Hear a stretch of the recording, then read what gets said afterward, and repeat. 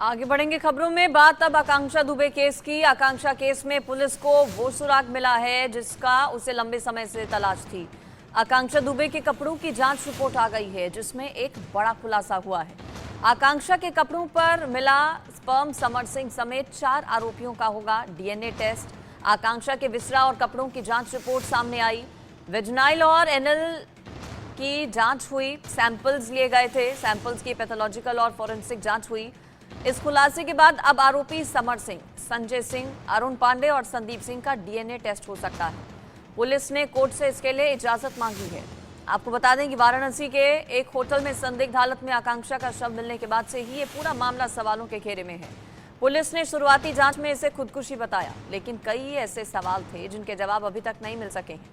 आकांक्षा का परिवार और मां शुरू से ही पुलिस की खुदकुशी की थ्योरी से इनकार कर रहे थे और अब आकांक्षा के कपड़ों की रिपोर्ट से साफ है कि आकांक्षा का गुनहगार अब भी पर्दे में है। 28 मार्च को जब आकांक्षा पार्टी के बाद होटल में आई, उसके बाद उस कमरे में क्या हुआ, इस सवाल का जवाब अभी तक नहीं मिला है। आखिरी बार संदीप सिंह को होटल में आकांक्षा के साथ देखा गया था। संदीप का दावा है कि वो आकांक्षा को होटल के कमरे तक छोड़ने आया था, लेकिन फॉरेंसिक रिपोर्ट कुछ और ही कहानी बयां कर रही है। अब इंतजार आरोपियों के डीएनए रिपोर्ट का है, क्योंकि इसी रिपोर्ट से आकांक्षा के गुनहगारों के चेहरे पर से पर्दा हटेगा। मृतक एक्ट्रेस आकांक्षा दुबे सुसाइड केस में अब नया मोड़ चला है। दरअसल मृतक एक्ट्रेस के ड्रेस का अब जो रिपोर्ट है वो पुलिस के पास पहुंच चुकी है।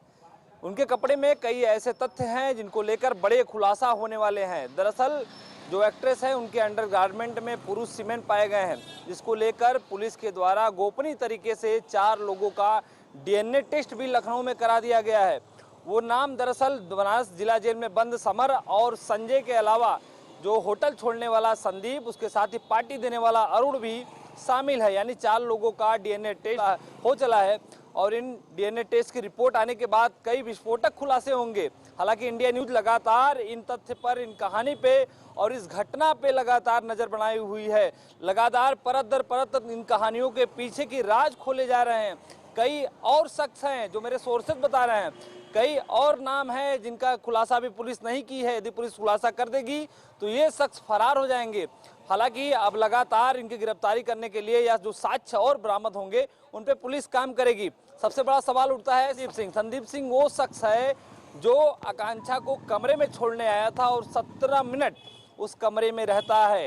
हालांकि संदीप सिंह ने अपने बयान में बताया था कि हम उस कमरे में फ्रेश होने गए थे, लेकिन कई घुमावदार सवाल अब बाकी है। पुलिस अब घुमावदार सवाल करेगी, यानी कि जो पुरुष सीमेंट है ये सीमेंट किसका है, इसको लेकर अब डीएनए टेस्ट के बाद अब ये तथ्य सामने आएंगे कि ये पुरुष सीमेंट किसका है। उसके साथ ही जो विसरा रिपोर्ट है वो भी पुलिस के पास पहुंच चुकी है। यानी विसरा रिपोर्ट में भी कई खुलासे हो चले हैं।